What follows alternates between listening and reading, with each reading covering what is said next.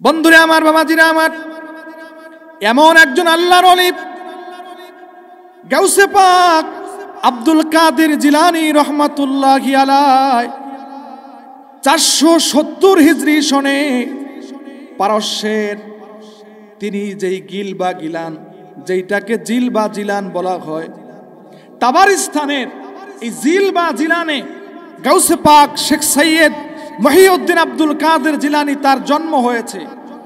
ওই দিনটা ছিল ইয়াউমুশ শাক, তার মানে ইসলামী শরীয়তের ভাষায় ইয়াউমুশ শাক বলা হয়। শাবান মাস যদি 29তম দিন হয়, সন্ধ্যা বেলায় যদি চাঁদ দেখা না যায়, আমরা চাঁদ রাত বলি, চাঁদ রাত বলি, অর্থাৎ ওই দিনের পরই মাহে রমজানের রোজা রাখা শুরু হয়, রমজান মাস শুরু হয়। আল্লাহর যে বান্দা গাউসে পাক মহিউদ্দিন আব্দুল কাদের জিলানী রহমাতুল্লাহি আলাইহি, তিনি কি করলেন? আল্লাহ রাব্বুল আলামিন এই পৃথিবীতে তাকে ভূমিষ্ঠ করালেন। সেই দিনটা ছিল ইয়াউমুশ শাক, তার মানে শাবান মাসের 29তম দিন। সন্ধ্যা বেলায় কোনো মানুষ রোজা আগামীকালকে রাখবে কি রাখবে না এইটা বুঝতে পারতেছে না। আকাশ ছিল মেঘাচ্ছন্ন, অন্ধকারাচ্ছন্ন।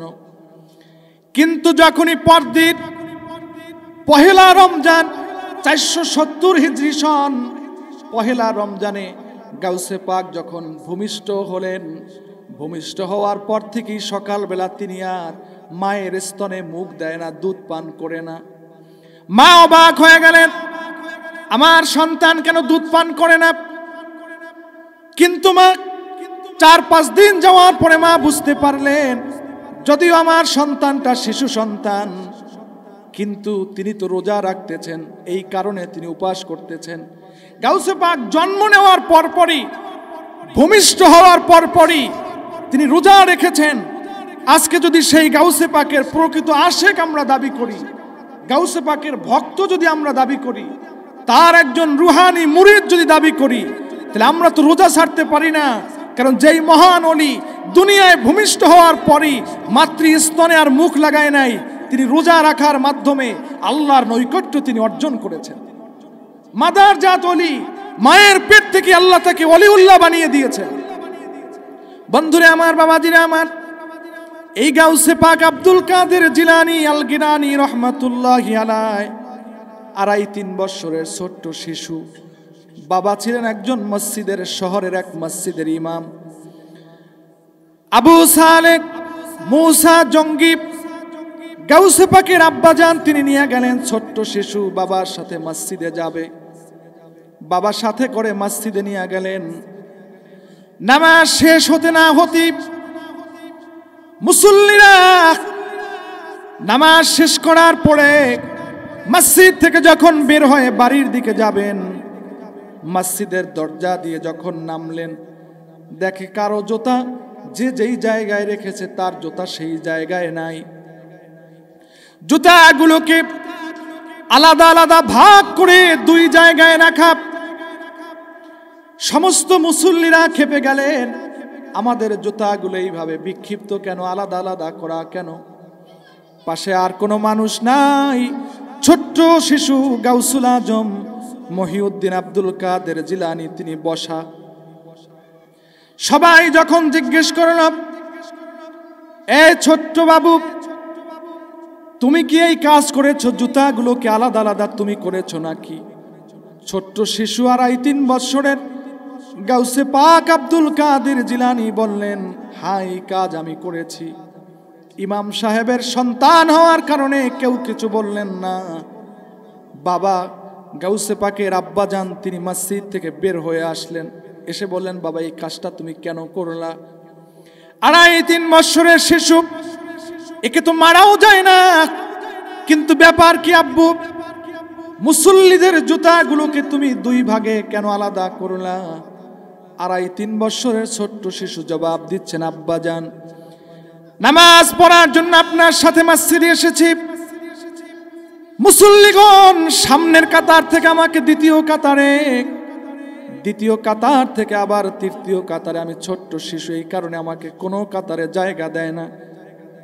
একেবারে সকলে যখন আমাকে সবার পিছনে আমাকে দাঁড় করিয়ে দিল, আমি একটু রাগ বশত আমি মসজিদে নামাজ না পড়ে বাড়িতে যাওয়ার জন্য যখন নিয়ত করলাম, মসজিদ থেকে বের হওয়ার পরে যখনই আমি দরজা দিয়ে নামবো, সিঁড়ি দিয়ে যখন নামতেছি, জুতাগুলোর দিকে তাকিয়ে দেখি এই জুতাগুলোর মধ্যে কিছু জান্নাতি মানুষের জুতা আর কিছু জাহান্নামী মানুষের জুতা একত্রিত করা আছে। 2.5-3 বছরের শিশু বলতেছেন যে বাবা, মুসল্লিদের এই জুতাগুলোর মধ্যে কিছু জান্নাতি মানুষের জুতা আছে আর কিছু জাহান্নামী মানুষের জুতা আছে। জান্নাতি মানুষের থেকে জাহান্নামী মানুষের জুতাগুলোকে আমি আলাদা করে দিচ্ছি, অন্য কোনো দোষ করি নাই। গাউসে পাক আব্দুল কাদের জিলানী কেমন আল্লাহর ওলি ছিলেন আপনারা সকলে জানেন। তারপরে একটু স্মরণ করার জন্য 2টা মিনিট বলি। ছোট্ট সময়ে বাবা হারার কারণে, বাবার মৃত্যু হওয়ার কারণে গাউসে পাকের আম্মা জান নিয়ে গেলেন মক্তবে, উস্তাদের কাছে, শিক্ষকের কাছে দিলেন, হুজুর আমার সন্তানটাকে আল্লাহর কোরআন শিক্ষা দিন। উস্তাদ বলতেছেন বাবা পড়ো আউযু বিল্লাহি মিনাশ শাইতানির রাজিম। বহু কথা শুনেছেন, ওয়াজ যতটুকুই শুনেন মাহফিল পর্যন্ত রেখে যান, জুমার নামাজে যতগুলো কথা শুনেন মসজিদে ঝেড়ে মুছে ফেলে যান। এই কারণে বাস্তব জীবনে আমল না থাকার কারণে ওয়াজ নসিহতের মাধ্যমে আজকে আমাদের কোনো পরিবর্তন হচ্ছে না।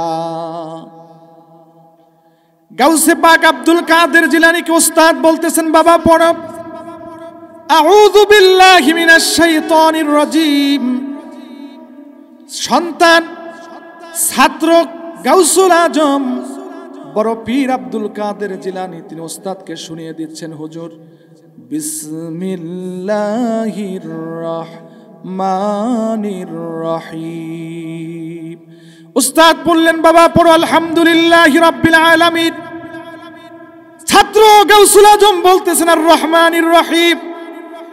উস্তাদ পড়তেছেন বাবা পড়ো মালিক ইয়াউমিদ্দিন। ছাত্র পড়ে ইয়াকা না'বুদু ওয়া ইয়াকা নাস্তাঈন। আপনার সন্তান বক্স বাজায়, আপনার সন্তান গান বাদ্য করে, আপনার সন্তানকে আপনি মসজিদমুখী করেন নাই তাস খেলে, আপনার সন্তান মদ পানে মত্ত হয়ে থাকে, আপনার কথা শোনে না, এই দোষটা বন্ধুরে আমার প্রিয় মুসল্লিগণ, এই দোষটা কিন্তু আপনার সন্তানের পুরোটা একার নয়। কারণ ছোট্ট সময় থেকে আপনি আল্লাহর দ্বীন শিক্ষা দেন নাই, মসজিদমুখী করেন নাই, কোরআন হাদিসের কাছে নিয়ে আসেন নাই, আল্লাহর ওলির কাছে নিয়ে আসেন নাই, সন্তান উৎপাদনের যে সুন্নাত তরিকা আছে এটা পালন করেন নাই। বিধায় আজকে আপনার সন্তানগুলো ড্যামকে আর আপনার কথা আজকে শুনতেছে না। কথা বলেন ঠিক কিনা? আমার বন্ধুগণ, উস্তাদ বুঝতে পারলেন ভোল্টেজ তো অনেক বেশি, চুপ হয়ে গেলেন। দেখি বাবা তোমার পাওয়ার কত দূর। 4 বছরের ছোট্ট শিশু গাউসুল আজম উস্তাদকে এক বসায় মা বাহিরে পর্দার মধ্যে, আর ছোট্ট গাউসুল আজম তার উস্তাদকে এক বসায় তিনি 18 পারা কোরআন তিনি মুখস্থ শোনায়া দিলে। কোথায় পেলেন 18 পারা কোরআন? মাতৃগর্ভে থাকা অবস্থা আল্লাহ রাব্বুল আলামিন তার মা 18 পারা কোরআনের হাফেজা ছিলেন সাইয়েদা তাহিরা উম্মুল খায়ের ফাতিমা। তিনি 18 পারা কোরআনের হাফেজা ছিলেন। সন্তান পেটের মধ্যে ধারণ করার পরে, সন্তান গর্ভে আসার পরে তিনি এই 18 পারা কোরআন তিনি বারবার পড়তেন, তিনি বারবার তেলাওয়াত করতেন। তার এই তেলাওয়াত শুনে শুনে তার সন্তান আল্লাহর হুকুমে, আল্লাহর অনুগ্রহে, আল্লাহ পাকের দয়ায় ওই মাতৃগর্ভের মধ্যে গাউসে পাক 18 পারা কোরআনের হাফেজ হয়েছিলেন। আমার বন্ধুগণ, তাহলে এবার দেখেন কত বড় মহান ওলির আজকের এই প্রোগ্রামে আমরা উপস্থিত হলাম। এইটা উপস্থিত থাকা, কিছু কথা শোনা, এটা বড় ভাগ্যের ব্যাপার। বন্ধুগণ আমার, এইবার আমি যেই কথাটি আপনাদের সামনে বলতে চাই, গাউসে পাক মহিউদ্দিন আব্দুল কাদের জিলানী আল গিলানি রহমাতুল্লাহি আলাই মাদ্রাসায় পড়তেছেন, মা তার পড়ার যে ব্যয়টা এটা বহন করে। কয়েকদিন হয়ে যায়, মা টাকা পাঠাচ্ছেন না। গাউসে পাক আব্দুল কাদের জিলানী রহমাতুল্লাহি আলাই তিনি সেই তাবারিস্তানের গিলবা গিলান থেকে আল্লাহর দিন শিক্ষা করার জন্য তিনি বাগদাদ গেলেন লেখাপড়া করার জন্য। একটু আমার দিকে তাকান, এই লেখাপড়া শিক্ষা করার জন্য, ইলমে দিন শিক্ষা করার জন্য কোথায় গেলেন? বাগদাদে। কথা বলেন একটু আমার সাথে, কোথায় গেলেন? ঠান্ডায় জাম হয়ে আছেন, শক্ত হয়ে আছেন, একটু হানা জবাব দেন। যাওয়ার পথে পথিমধ্যে পাহাড়ের গিরিপথ, দুই পাহাড়ের মধ্যবর্তী জায়গা, ডাকাত দলে আক্রমণ করলো। জানেন, এই জানা কথাই তো আজকে শুনতে হবে, আবার কিছু করার নাই। গাউসে পাকের স্মরণে আজকের এই মাহফিল। পথিমধ্যে ডাকাতদের দ্বারা আক্রান্ত হলেন 70 জন ডাকাত। কতজন ডাকাত? সকলে একটু জোরে আওয়াজ করে বলেন, কয়জন ডাকাত? 70 জন ডাকাত। সওদাগার বণিক যারা ছিল সকলের কাছে যা যা আছে সবকিছু নিয়ে গেলেন। 7-8 বৎসরের কিশোর শিশু আব্দুল কাদের জিলানী রহমাতুল্লাহি আলাইকে ডাকাত জিজ্ঞেস করলো, বাবা তোমার কাছে কি কিছু আছে নাকি? গাউসুল আজম শেখ সৈয়দ মহিউদ্দিন আব্দুল কাদের জিলানী বললেন, আমার কাছে আমার মায়ের দেওয়া 40টা স্বর্ণ মুদ্রা আছে, আর কিছু নাই। ডাকাত দল অবাক হয়ে গেলেন। এই শিশু যদি অস্বীকার করত যে আমার কাছে কিছু নাই, আমরা তোমাকে আর চেক করতাম না, খুঁজে খুঁজে দেখতাম না। তুমি তো চাইলে মিথ্যা কথাও বলতে পারতা, সত্য কথাটা তুমি কেন বলে দিলে? গাউসে পাক আব্দুল কাদের জিলানী বললেন, ভাইয়েরা আমার শোনো, মা আমাকে একটা কথা, একটা নির্দেশ আমাকে দিয়ে দিয়েছেন, বাবা যেখানেই থাকো, যেইভাবেই থাকো, জীবনে কখনো মিথ্যা কথা বলবা না। মায়ের নির্দেশ পালন করার জন্য আমি মিথ্যা কথা বলি নাই, সত্য জিনিসটাই আমি তোমাদের সামনে তুলে ধরলাম। সকলে অবাক হয়ে গেলেন। এই ছোট্ট শিশুর কাছে 40টা দিরহাম স্বর্ণ মুদ্রা থাকার কথা না, কোথায় তোমার সেই স্বর্ণ মুদ্রা দেখাও? গাউসুল আজম শেখ সৈয়দ মহিউদ্দিন আব্দুল কাদের জিলানী জামার আস্তিন থেকে সেলাই করা 40টা মুদ্রা, স্বর্ণ মুদ্রা ডাকাত দল 70 জনের সামনে তিনি হাজির করলেন। ডাকাত সর্দারের নাম ছিল আহমদ। বিবেক নাড়া দিয়ে বসল, চিন্তার মধ্যে পরিবর্তন আসলো। 8-10 বছরের একটা শিশু সত্য জিনিসটা তুলে ধরেছেন, আর আমরা আমাদের সময়গুলো কোন পথে কাটাই? চিন্তার জগতে পরিবর্তন চলে আসলো। ডাকাত সর্দার আহমদ আর তার 70 জন সাথী সহ বললেন, আমরা জীবনের তরে ডাকাতি ছেড়ে দিলাম, আপনি আমাদেরকে কালিমা পড়ে মুসলমান করেন, আমাদেরকে আবার মুসলমানের মধ্যে অন্তর্ভুক্ত করে দেন। আপনার 40টা স্বর্ণ মুদ্রা আপনি ফিরাইয়া নেন, আর আপনার উপস্থিত সাথীদের যার থেকে যা নিয়েছি আপনারাও আপনাদের সম্পদগুলো বুঝে নেন। তাহলে গাউসে পাক কেমন ছিলেন? 8-10 বছর বয়সী আল্লাহ রাব্বুল আলামিন তার মাধ্যমে 70 জন ডাকাতের মধ্যে বিরাট পরিবর্তন করে দিয়েছেন। বাগদাদ শরীফে গেলেন ইলমে দিন শিক্ষা করার জন্য। বাগদাদে উপস্থিত হওয়ার পরে দীর্ঘদিন পর্যন্ত মা টাকা পাঠাচ্ছেন, কিন্তু পৌঁছতেছে না, বিলম্ব হচ্ছে। হঠাৎ করে গাউসুল আজম শেখ সৈয়দ মহিউদ্দিন আব্দুল কাদের জিলানী আল গিলানি হাসানি ওয়াল হুসাইনি 3-4 দিন যাবত কোনো খাবার নাই, কোনো টাকা নাই, ক্ষুধার যন্ত্রণায় ছটফট করতেছেন। তিনি ছিলেন একজন আওলাদে রাসূল। কি ছিলেন? আওলাদে রাসূল, রাসূলের একজন আওলাদ। পিতৃকুল থেকে তিনি ছিলেন ইমাম হুসাইন রাদিয়াল্লাহু তাআলা আনহুর বংশধর। মায়ের দিক থেকে ছিলেন তিনি ইমাম হাসানের বংশধর। এই কারণে আল হাসানি এবং আল হুসাইনি বলা হয়। গাউসে পাক আব্দুল কাদের জিলানী রহমাতুল্লাহি আলাইহি 3-4 দিন যাবত টাকা নাই, খাবার নাই, কিভাবে তিনি খাবার খাবেন? মানুষের কাছেও হাত পাততে পারে না, কারণ তিনি তো একজন আওলাদে রাসূল। কথা কন না? আওলাদে রাসূল, তিনি তো কোনো মানুষের কাছে হাত পাতবেন না।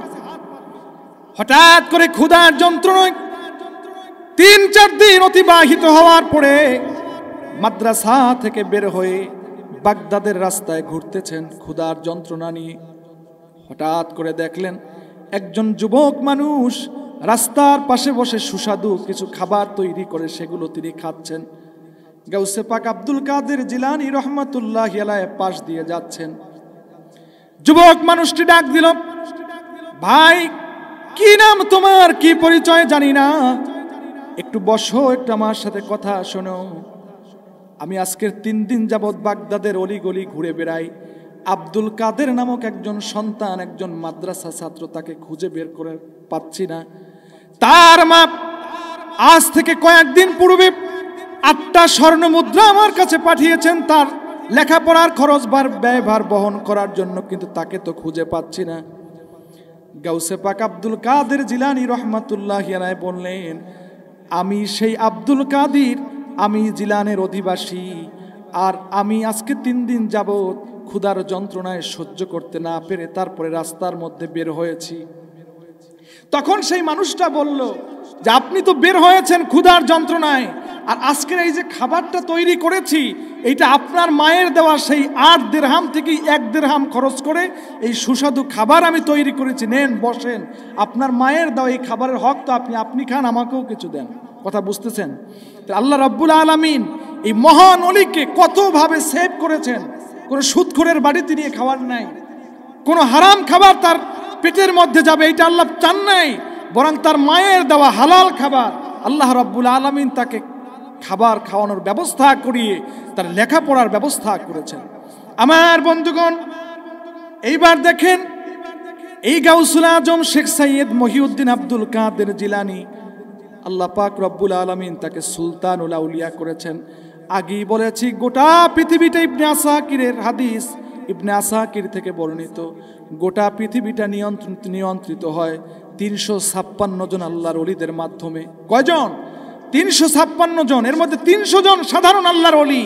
এই 300 জনকে পরিচালনা করেন 40 জন, আর এই 40 জন যাদের নাম হলো আবদাল, এই 40 জনকে পরিচালনা করেন 7 জন, 7 জনকে আবার পরিচালনা করেন 5 জন, 5 জনকে 3 জন, 3 জনকে 2 জন, সেখান থেকে একজন, এই একজনের নাম হলো সুলতানুল আউলিয়া।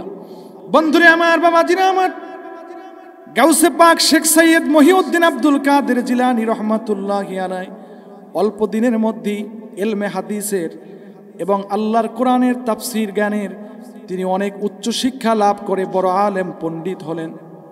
তার পীর সাইয়্যেদ আল মাখজুমি আধ্যাত্মিকতা শিক্ষা করার জন্য, ইলমে মারিফাতের উপরে পারদর্শিতা হাসিল করার জন্য তিনি শেখ সাইয়্যেদ আল মাখজুমির কাছে দীর্ঘ 18 বছর তিনি তার খেদমত করেছেন। তার পীরের এমনিতেই গাউসুল আজম হন নাই, পীরের 18 বছর খেদমত করার বিনিময়ে ইলমে তাসাউফ অর্জন করে করে তিনি জগতের মধ্যে সমস্ত ওলিদের সম্রাট হয়েছেন। সেই সময় অত্যাধুনিক যুগ ছিল না। খাজা মঈনুদ্দিন চিশতি আজমিরি রহমাতুল্লাহি আলাইহি তিনি ভারতবর্ষে আল্লাহর দ্বীন প্রচার করতেছেন। তখনও প্রাথমিক অবস্থা, তেমন মুসলমান নাই, মসজিদ নাই, জুমার মসজিদ নাই। জুমার দিন জুমার নামাজ পড়তে হবে, কিন্তু মসজিদ কোথায় পাবেন? জুমার দিন খাজা মঈনুদ্দিন চিশতি আজমিরি সঞ্জিরি রহমাতুল্লাহি আলাইহি কোনো মুসল্লি নাই, মসজিদ নাই। তিনি পাহাড়ের গুহায় আল্লাহর জিকির ফিকির ইবাদতের মাধ্যমে তার সময়গুলো ব্যয় করতেছেন। কোনো ফেসবুক নাই, ইউটিউব নাই, লাইভ নাই, কোনো মিডিয়া নাই, কিচ্ছু ছিল না। কিন্তু ওই মুরাকাবা হালতে সেই আনা সাগরের কাছে পাহাড়ের চূড়ায় বসে সেখানে সেই অবস্থায় তিনি দেখতেছেন যে গাউসে পাক আব্দুল কাদের জিলানী বাগদাদ শরীফে বসে তিনি জুমার খুতবা দিচ্ছেন।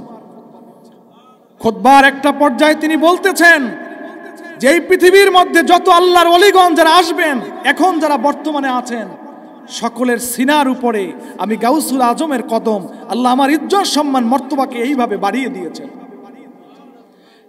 খাজা মঈনুদ্দিন চিশতি আজমিরি রহমাতুল্লাহি আলাইহি কথা শোনার পরে ভারতের জমিন থেকে শব্দ করে বললেন, ইয়া গাউসুল আজম, বড় পীর মহিউদ্দিন, আল্লাহর দ্বীনকে জিন্দা করনেওয়ালা, আপনি শুধু যদি বলেন যে আপনার আমার সহ সমস্ত আল্লাহর ওলিদের সিনার উপরে আপনার কদম, এই কথা বললে আমি বেয়াদবি মনে করি, কারণ আপনার কদমের উপরে আমার মাথা চলে আসে, আপনার কদমের উপরে আমার কান চলে আসে, আপনার কদমের উপরে আমার চক্ষু চলে আসে।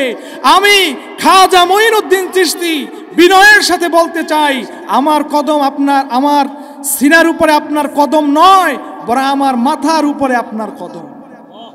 ওই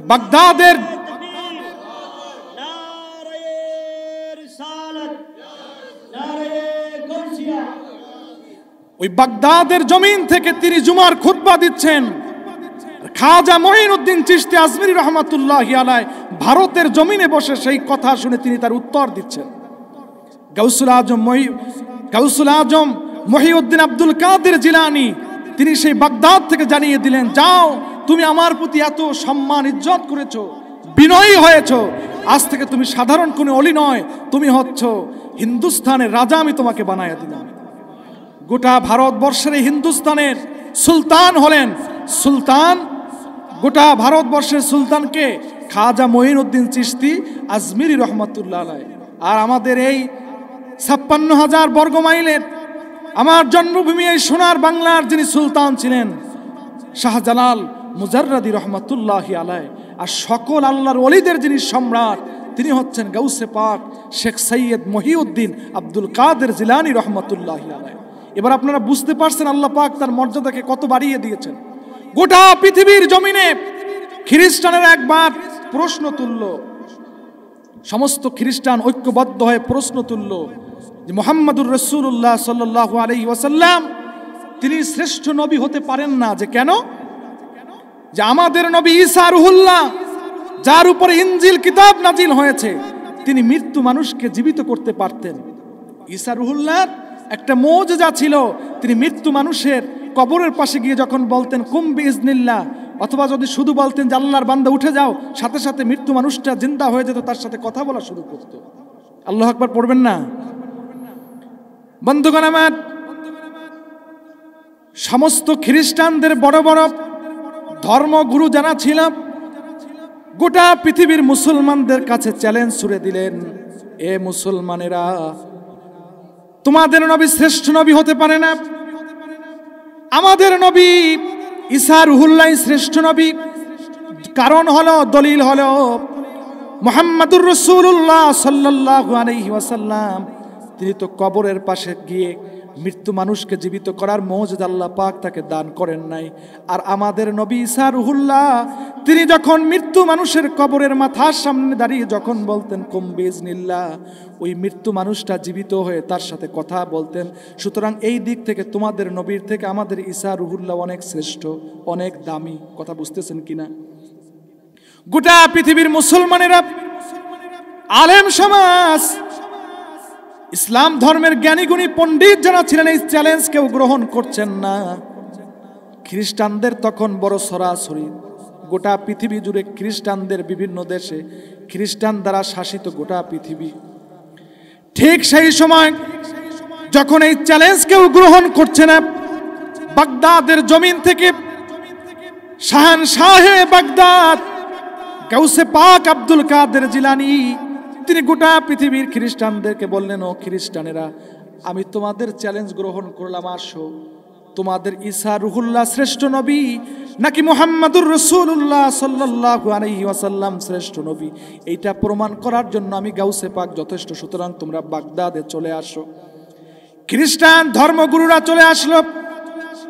খ্রিস্টান ধর্মের ধর্মীয় পণ্ডিত যারা ছিলেন পৃথিবীর বিভিন্ন দেশ থেকে চিঠি করে করে তাদেরকে একত্রিত করা হলো নির্দিষ্ট সময়ে। বাগদাদের জমিনে হাজির হওয়ার পরে দুইটা মঞ্চ তৈরি করা হলো। এক মঞ্চে মুসলমানদের যারা ধর্মীয় গুরু আছে, যারা ওলামা ইকরাম আছে, মুসলমানদের যারা আধ্যাত্মিক রাহবার আছে, তারা এক মঞ্চের উপরে, অপর মঞ্চে খ্রিস্টানেরা দাঁড়ালো। মুসলমানদের মঞ্চে কেউ নাই, ভয়তে কেউ চ্যালেঞ্জ গ্রহণ করে নাই। খ্রিস্টানদের লক্ষ লক্ষ খ্রিস্টান উপস্থিত, এদিকে মুসলমানদের মধ্যে লক্ষ লক্ষ আম জনতা উপস্থিত। বাগদাদের জমিনে আজকের মুসলমান এবং খ্রিস্টানদের মধ্যে জয় পরাজয়ের ব্যাপার। সকলেই হতভম্ব হয়ে আছে। কে এই প্রশ্নের উত্তর কাটিয়ে মুহাম্মাদুর রাসূলুল্লাহ সাল্লাল্লাহু আলাইহি ওয়াসাল্লামের সম্মান ইজ্জতকে বাড়িয়ে দিবে এমন কে? দেখলেন সেই মুসলমানদের মঞ্চে যিনি দাঁড়িয়ে আছেন তিনি আর কেউ না, তিনি মহিউদ্দিন সুলতানুল আউলিয়া গাউসুল আজম বড় পীর শেখ সৈয়দ মহিউদ্দিন আব্দুল কাদের জিলানী তিনি সশরীরে দাঁড়িয়ে আছেন। মুসলমানদের স্টেজ থেকে খ্রিস্টানদের দিকে লক্ষ্য করে বলেন, এই খ্রিস্টানেরা, ঈসা রুহুল্লাহ মৃত্যু মানুষকে জীবিত করে দেখাতে পারতেন, এটা তার মুজিজা, বাস্তব মানি। মুহাম্মাদুর রাসূলুল্লাহ সাল্লাল্লাহু আলাইহি ওয়াসাল্লাম মৃত্যু মানুষের কবরের পাশে গিয়ে জীবিত করতেন, এটাও মানি। কিন্তু আমি তো নবী না, আমি তো সাহাবী না, আমি তো নবীর সামান্য একজন আপনা উম্মত। আমি যদি আজকের এই বাগদাদের জমিনে, বাগদাদের গোরস্থানে যারা জীবিত আছে তাদেরকে যদি গোরস্থান থেকে জীবিত করে দেখাইতে পারি, তাহলে বলো মানবে কিনা মুহাম্মদ সাল্লাল্লাহু আলাইহি ওয়াসাল্লাম সর্বশ্রেষ্ঠ নবী। গাউসুল আজম শেখ সৈয়দ মহিউদ্দিন আব্দুল কাদের জিলানী এই কথা বলার পরে খ্রিস্টান আর মুসলমানদের মধ্যে কম্পন সৃষ্টি হয়ে গেল। না জানি কিয়ামত ঘটতেছে। আল্লাহর এই জবরদস্ত ওলি, সুলতানুল আউলিয়া, আল্লাহ পাকের এই প্রিয় মাহবুব বান্দা গাউসে পাক আব্দুল কাদের জিলানী মুসলমানদের স্টেজ থেকে যখন ডাক দিলেন, এরে বাগদাদের কবরে যারা শুয়ে আছো সকলে জীবিত হয়ে আসো, সাথে সাথে বাগদাদের গোরস্থান থেকে মৃত্যু লাশগুলো জীবিত হয়ে সভা মঞ্চ পর্যন্ত উপস্থিত হয়ে গেল। আজকে বলে গাউসে পাক যদি কোনো মানুষকে, মৃত্যু মানুষকে জীবিত করেছে, এটা বিশ্বাস করলে নাকি শিরক হবে। আল্লাহ পাক আল্লাহর ওলিদেরকে এমন বিশেষ কিছু ক্ষমতা দিয়ে থাকেন, যেই ক্ষমতা বলে এটা তারা পারেন, এটাই আহলুস সুন্নাহ ওয়াল জামাতের আকীদা বা বিশ্বাস। মোহতারাম হাজরিন, আপনারা জানেন সুলাইমান আলাইহিস সালাতু ওয়াস সালাম রানী বিলকিসকে নিমন্ত্রণ করলেন, আহ্বান জানালেন তার রাজ দরবারে উপস্থিত হওয়ার জন্য। সুলাইমান আলাইহিস সালাম রানী বিলকিসকে কি করলেন? দাওয়াত দিলেন। একটু আমার দিকে খেয়াল করেন, একটু হানা জবাব দেন। রানী বিলকিস আসবেন, সময় ঘনিয়ে আসছে, মাত্র কয়েক কিলোমিটার দূর, অল্প কয়েক মিনিটের মধ্যেই একটা দেশের একজন রানী, রাষ্ট্রপ্রধান, তিনি আল্লাহর একজন নবী সুলাইমান আলাইহিস সালামের দরবারে তিনি আগমন করবেন, সময় ঘনিয়ে আসছে। সুলাইমান আলাইহিস সালাম তিনি একজন আল্লাহর নবী।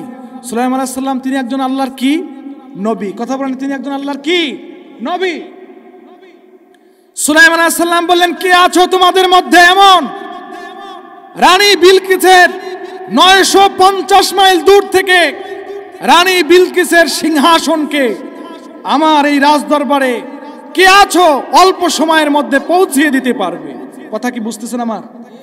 রানী বিলকিসের রাজ দরবার কোথায়? 950 মাইল দূরে।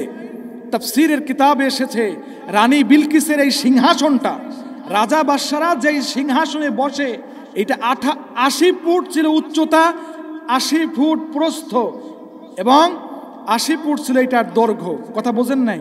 এই 80 ফুট দৈর্ঘ্য, 80 ফুট প্রস্থ, এই বিশাল সিংহাসনকে 950 মাইল থেকে আনতে হবে অল্প সময়ের মধ্যে। কে পারবে?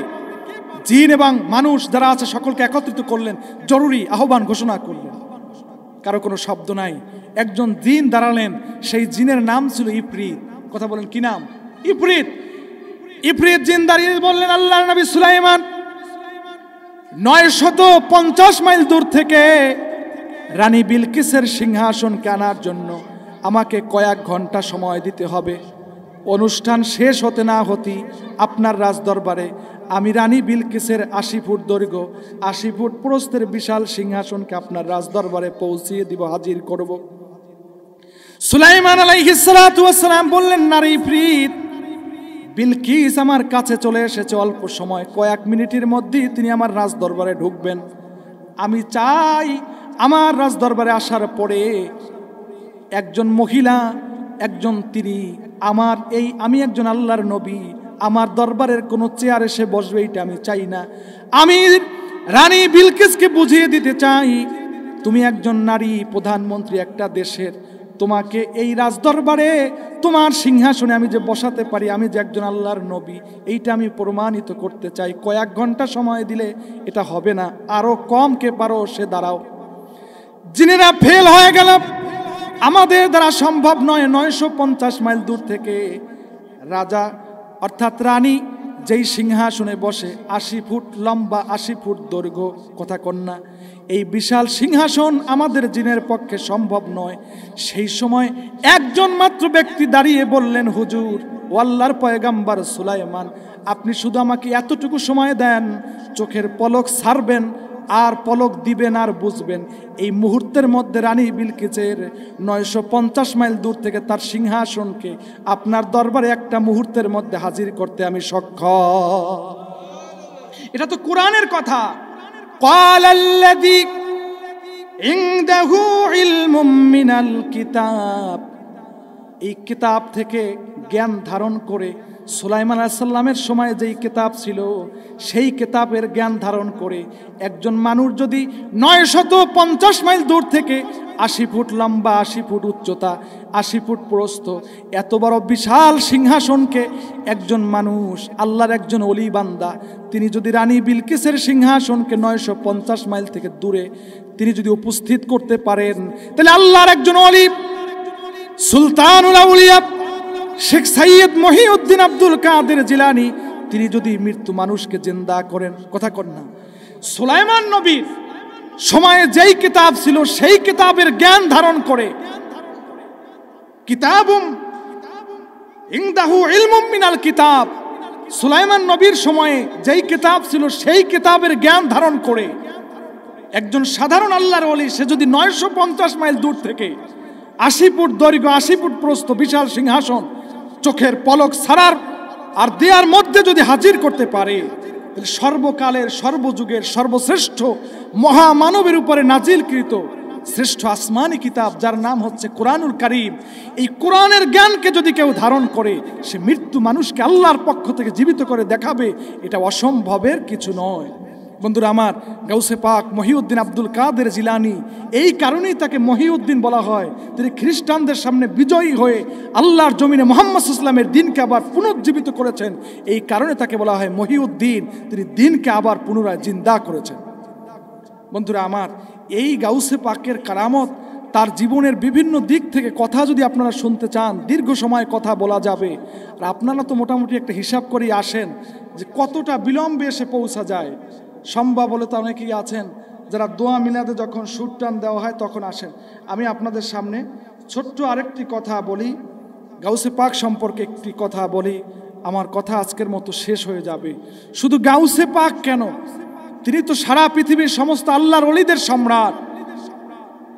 তিনি, সেটা তো আমরা পরে আসি, গাউসে পাকের 22 জন সন্তান ছিল, 4 জন স্ত্রী ছিল। কয়জন সন্তান? 22 জন। কথা বলেন কয়জন? 22 জন সন্তানের মধ্যে মেজ সন্তান, দ্বিতীয় সন্তানের নাম ছিল আজাল্লা শাহ।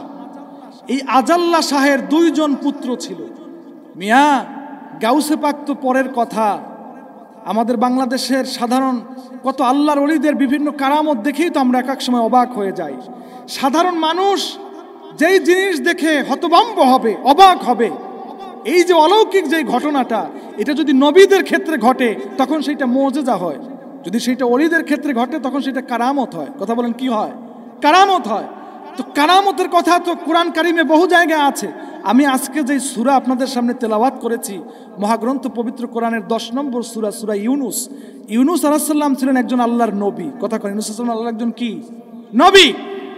তো একজন নবীর নামে আল্লাহ কোরআনে সূরা নাজিল করেছেন। সূরা ইউনুস, সূরা ইব্রাহিম, সূরা ইউসুফ, এইগুলো নবীর নামে সূরা। কার নামে? নবীর নামে। এখন আপনি বলেন যে আল্লাহ কি ওলিদের নামে কোরআনে কি কোনো সূরা নাজিল করেন নাই? আছে। এই অজ্ঞরা যাদের অন্তরে চোখের উপরে ছানি পড়ে আছে এরা খুঁজে পায় না। হযরতে মারিয়াম আলাইহিস সালাতু ওয়াস সালাম, আলাইহাস সালাম, তিনি ছিলেন ঈসা রুহুল্লাহর মা। মারিয়াম আলাইহিস সালাম তিনি ঈসা রুহুল্লাহর কি ছিলেন? মা ছিলেন। এই মারিয়াম আলাইহিস সালাম তিনি তো নবী নয়, তিনি একজন আল্লাহর ওলি। এই মারিয়ামের নামে কোরআনে একটা সূরা আছে যার নাম হচ্ছে সূরা মারিয়াম। কথা কি বুঝতেছেন? আল্লাহ কোরআনে হযরত লোকমানের নামে সূরা নাজিল করেছেন। হযরত লোকমান কি নবী ছিলেন? না। ইন্নাহু কানা আবদান সালিহা, তিনি একজন আল্লাহর নেককার বান্দা ছিলেন। তাহলে আল্লাহ রাব্বুল আলামিন নিজে যদি পিঁপড়ার ঘটনা যদি কোরআন কারীমের মধ্যে বর্ণনা করতে পারেন, আসহাবে কাহাফের কথা যদি আল্লাহ সেই 7 জন ওলির কথা, 7 যুবকের কথা কোরআন কারীমে যদি বর্ণনা করতে পারেন, আল্লাহ রাব্বুল আলামিন যদি মারিয়াম আলাইহাস সালামের মতো একজন পুত্র পবিত্র একজন আল্লাহর ওলি তার নামে যদি কোরআনে সূরা নাজিল করতে পারেন, তাহলে সেই ওলিদের যে একটা ক্ষমতা আল্লাহর পক্ষ থেকে আসে সেই বিলায়েতের ক্ষমতা দিয়ে, সেই পাওয়ারফুল শক্তি দিয়ে তারা যদি অলৌকিক কিছু ঘটায়, সেইটাকে আমরা মুজিজা বলি না, সেইটাকে আমরা কারামত বলি। কথা বলেন, সেইটাকে আমরা কি বলি? কারামত বলি। মোহতারাম হাজরিন, তো সেই আজাল্লা শাহের 2 জন সন্তান বাংলাদেশে এসেছেন ইসলাম প্রচার করার জন্য। কয় সন্তান? 2 সন্তান, 2 ভাই। একজনের নাম হচ্ছে শাহ মিরান, যিনি চাঁদপুরের জমিনে, চাঁদপুর আর আমাদের এই নোয়াখালী মাঝখানে শাহ মিরান আলিম মাদ্রাসা মসজিদ, সেখানে তার মাজার শরীফ আছে। আর একজন হচ্ছেন শাহ মাকদুম রূপোশ রহমাতুল্লাহি আলাই, রাজশাহীর দরগাঘাটে যার মাজার। কথা কন না? আপনারা এগুলো যাবেন, আল্লাহর ওলিদের মাজারগুলোতে গেলে অন্তর আরও প্রফুল্ল হয়, ইমান বৃদ্ধি পায়। আল্লাহর ওলিদের মাজার জিয়ারত করলে মুসলমানদের ইমান আরও তরুতাজা হয়, মুসলমানদের আল্লাহর প্রতি বিশ্বাস, শ্রদ্ধা, আল্লাহর ইবাদতে মন আরও তৈরি হয়। সুতরাং আল্লাহর ওলিদের মাজারে গিয়ে আমরা বলি না যে মাজারে গিয়ে আপনি সেজদা দেন, মাজারে গিয়ে আপনি ঢোল বাদ্য বাজান, মাজারে গিয়ে আপনি মহিলা পুরুষ একত্রিত হয়ে জিকির দেন, মাজারে আপনি মহিলা নিয়ে যান, মাজারে আপনি মাজারওয়ালার কাছে সরাসরি কিছু চান। এইগুলো তো আমরা আপনাদেরকে শিক্ষা দেই না। কথা বলেন, দেই? মাজারে গিয়ে আপনি মাটি নিয়ে আসেন, মাজারে গিয়ে আপনি মাটি নিয়ে এসে সেইগুলোকে আবার শরীরে মাখেন, এই কথা আমরা বলি না। বরং আমরা বলি আল্লাহর ওলিদের মাজারের কাছে যান, কোরআন তেলাওয়াত করেন, তাদের রুহানি ফায়েজ লাভ করেন, আপনার জীবনটা ধন্য হয়ে যাবে। মোহতারাম হাজরিন, একটি কথা ঘটনা বলি, কথা আমার ফুরিয়ে যাবে সময়। সেই গাউসে পাকের একজন তাহলে কি হয়? নাতি। 2 জন নাতি এসেছেন আমাদের বাংলাদেশে, একজন শাহ মিরান আর একজন শাহ মাকদুম রূপোশ রহমতুল্লাহ আলাই। হ্যাঁ, শাহ মাকদুম রূপোশ রহমতুল্লাহ, রাজশাহীর দরগাঘাটে তার মাজার। এই আল্লাহর ওলি গাউসে পাকের একজন নাতি, তিনি আল্লাহর দিন প্রচার করার জন্য সীমাহীন কষ্ট ত্যাগ করে বাগদাদের জমিন থেকে তিনি বাংলার জমিনে আসলেন আল্লাহর দিন প্রচার করার জন্য। ঘটনাক্রমে শুনলেন ওই সেই রাজশাহীতে একজন অত্যাচারী জালিম হিন্দু শাসক প্রতিদিন বিভিন্ন মুসলমানদের সন্তানগুলোকে নিয়ে নরবলি করে। কথা কন্যা, বিভিন্ন বনি আদমকে নিয়ে তারপরে নরবলি করে। এটা হিন্দুদের একটা প্রথা, কুসংস্কার। হিন্দুরা বলি দেয় না, খাসি বলি দেয় না, এখন পাঠা বলি বলে। শাহ মাকদুম রূপোশ রহমাতুল্লাহি আলাইহ ভাইয়ের সাথে 2 ভাই একত্রিত হয়ে নোয়াখালী অঞ্চলে, কুমিল্লার অঞ্চলে আল্লাহর দিন প্রচার করতেছেন। হঠাৎ করে শুনলেন রাজশাহীর জমিনে এটা আধ্যাত্মিক টাওয়ার, আধ্যাত্মিক শক্তির মাধ্যমে তিনি জানলেন, আধ্যাত্মিক শক্তির মাধ্যমে জানলেন। খবর পৌঁছে গেল রাজশাহীর জমিনে হিন্দু বাদশা বিভিন্ন বনি আদমকে ধরে ধরে প্রতিদিন তারপরে এক একটা বনি আদমকে হত্যা করে সেই রক্ত দিয়ে তারপরে হোলি খেলা খেলে। একজন নাপিত মানুষ, ওই নাপিতের ছিল 3 জন মাত্র সন্তান, পুত্র সন্তান। হিন্দু অত্যাচারী জালিম শাসক 2টা সন্তানকে তিনি শহীদ করে দিয়েছে, হত্যা করে ফেলেছে। বাকি থাকে কয়টা? একটা। এই একটা সন্তানকে নির্দিষ্ট কয়েকদিন পরেই তাকেও নরবলি দিবে, এটা সিদ্ধান্ত হয়েছে রাজদরবারে। মা বাবার কাছে ফরমান জারি হয়েছে, তোমার সন্তানকে গোসল করিয়ে সুন্দর মতো সাজিয়ে গুছিয়ে তারপরে দিবা। আগামী অমুক দিন রাজদরবারে নরবলি যেই জায়গায় দেওয়া হয় সেইখানে তোমার সন্তানটাকে নরবলি দেওয়া হবে, এটাই বাদশার হুকুম। কথা কন। ঠিক সেই সময় আল্লাহর ওলি শাহ মাকদুম রূপোশ রহমাতুল্লাহি আলাইহ তিনি রাজশাহীর জমিনে পৌঁছে গেলেন। ওই মহিলা অর্থাৎ ওই নাপিতের স্ত্রী যেই সন্তানকে আগামী কয়েকদিন পরই নরবলি দিবে, সেই সন্তানের মা সন্তান হারানোর বেদনায়, সন্তানটা আমার জালিম শাসকের অস্ত্রের তলোয়ারের আঘাতে আঘাতে মৃত্যুবরণ করবে, দুশ্চিন্তায় মায়ের আর ঘুম নাই, মায়ের আর খাবার নাই, বিভিন্ন জায়গায় পাগলিনীর মতো মা ঘুরে বেড়ায়। হঠাৎ করে শুনলেন একজন দরবেশ এসেছে, একজন আল্লাহর ওলি এসেছে। তুমি তোমার সন্তানটাকে নিয়ে ওই দরগাঘাটে শাহ মাকদুম রূপোশের কাছে যাও, দেখো আল্লাহর ওলির কাছে গিয়ে বলো, দেখো তিনি কোনো ব্যবস্থা করতে পারেন কিনা। আল্লাহর ওলি শাহ মাকদুম রূপোশ রহমাতুল্লাহ বললেন, ঠিক আছে মা, তুমি তোমার সন্তানকে নিয়ে যাও, তোমার দুশ্চিন্তার কোনো কারণ নাই।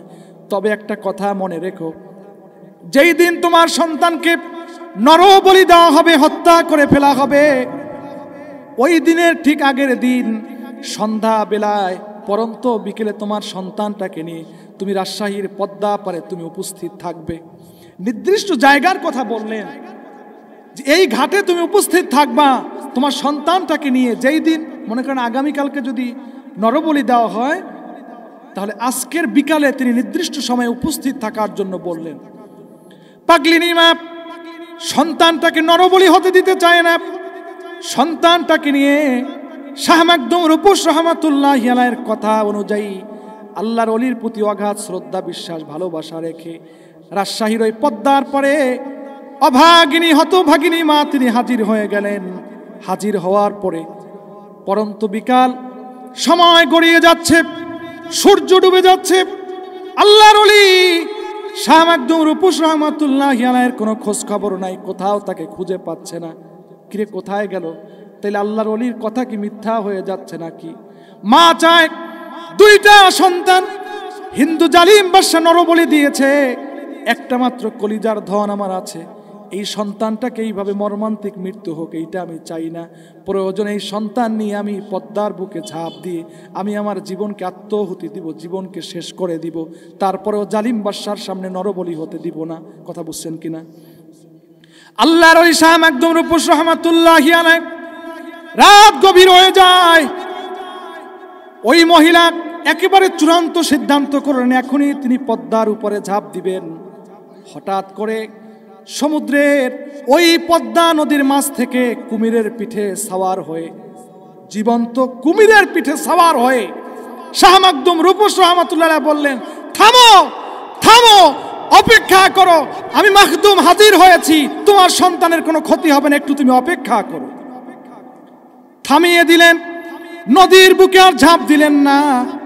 আল্লাহর ওলি শাহ মাকদুম রূপস রহমাতুল্লাহ হাজির হয়ে ওই নাপিতের 3 নম্বরের সন্তানটার গায়ে একটু হাত বুলালেন, মাথায় ফু দিয়া দিলেন, গায়ের উপরে হাত মুছে দিলেন, বললেন যাও তোমার সন্তানকে তুমি নিয়ে যাও, আমি বলে দিলাম তোমার সন্তান নিয়ে তোমার কোনো ভয় নাই, তোমার সন্তানকে জালিম বাদশা হত্যা করতে পারবে না, যাও। আমি ফু দিয়ে দিয়েছি, গায়ের উপরে মাথার উপরে হাত বুলিয়ে দিয়েছি। মহিলা তো অবাক যে জীবন্ত একটা কুমিরের পিঠে গাউসে পাকের নাতি শাহ মাকদুম রূপস রহমাতুল্লাহ আলাইহি একটা চলন্ত কুমিরের উপরে সাওয়ার হয়ে পদ্মা নদীর মাঝখান থেকে কুলে যখন চলে আসলেন, এইটা দেখেই তো মহিলা অবাক যে এই দরবেশের দ্বারা আসলে কিছু হবে। কথা কন না। মাথায় হাত বুলিয়ে দিলেন, ফু দিয়ে দিলেন, গা মুছে দিলেন, সন্তান নিয়ে গেলেন, গোসল করাইয়া মা হাসি মুখে ওই রাজার হিন্দু শাসনকর্তা রাজশাহী অঞ্চলে যিনি তখন শাসক ছিলেন, তার সৈন্যরা অবাক যে আগের 2টা সন্তান দেওয়ার সময় তো বহু কান্না করছে, এবার হাসোকা, বলে নিয়ে যাও। নিয়ে গেলেন। নরবলি যেই জায়গায় দিবেন, সন্তানকে জল্লাদ এত বেশি ধারালোভাবে পোঁচায়, এত আঘাতের পর আঘাত করে, কিন্তু আল্লাহর ওলির জবানের ফুয়ের কারণে সন্তানের একটা পশম পর্যন্ত, এই নাপিতের সন্তানের পশম পর্যন্ত নষ্ট হয় নাই। তিনি যেইভাবে দিয়েছেন সেইভাবেই অক্ষত রয়েছে। অক্ষত থাকার পরে হিন্দু বাদশা ঘোষণা দিল, কিরে কি ব্যাপার? জল্লাদ এসে বলল, কি ব্যাপার? এই ছেলেটাকে বারবার ছুরি চালাচ্ছি কিন্তু এ তো মৃত্যু হচ্ছে না, ব্যাপার কি? বললো এইটা মনে হয় কোনো সুইচ লেগেছে। কথা কর না, আমাদের বরিশালের ভাষায় আপনাদের বলে না সুইচ সুতা, বলে না যে মনে হয় সুইচ সুতা লাগছে, এইটারে সাইরা দাও। আসলে এটা কি সুইচ সুতা নাকি এটা মহান আল্লাহর ওলির ফুয়ের বরকত? কথা বলেন ঠিক কিনা? এইটার নাম হচ্ছে কি? কারামত। কথা বলেন এটার নাম কি? কারামত। এই জন্য আমাদের আল্লামা এম এ জলিল রহমাতুল্লাহ আলাইহি গাউসে পাকের শানে অত্যন্ত সুন্দরভাবে লিখেছেন, আয়ে বড় পীর আব্দুল কাদির জিলানির জিলানি, তোমারি নামের গুণে আগুন হইয়া যায় পানি। আয়ে বড় পীর আব্দুল কাদির, আয়ে বড় পীর আব্দুল কাদির জিলানির জিলানি, তোমারি নামের গুণে আগুন হইয়া যায় পানি, তোমারি নামের গুণে আগুন হইয়া যায় পানি। জিলানিতে জন্ম তোমার, তরিকা হয় কাদরিয়া, জিলানিতে জন্ম তোমার, তরিকা হয় কাদরিয়া। আবু সালে জঙ্গি মুসা হলেন যে তোমার পিতা, আয়ে বড় পীর আব্দুল কাদির জিলানির জিলানি। তোমারি নামের গুণে আগুন হইয়া যায় পানি, আয়ে বড় পীর আব্দুল কাদির। গাউসে পাকের শানে আমি যতটুকু কথা বললাম, আমার সর্বশেষ কথা হলো এই, আমাদের আল্লাহর ওলিদের প্রতি সুধারণা রাখতে হবে। কারণ আল্লাহ তাআলা আল্লাহর ওলিদের ব্যাপারে সাবধান করে দিচ্ছেন যে যারা আল্লাহর ওলি হয় তাদের ভয়ও নাই, চিন্তাও নাই। আমরাও যদি আল্লাহর ওলিদেরকে ভালোবেসে তাদের দেখানো পথে যদি আমরা চলতে পারি, আল্লাহ রাব্বুল আলামিন আমাদেরকেও আল্লাহর ওলিদের ওসিলায়, তাদের রুহানিয়াত, তাদের তাসাররুফাতের ওসিলায় আমাদের পথকেও সিরাতে মুস্তাকিমের উপরে চলা আল্লাহ সহজ করে দিবেন।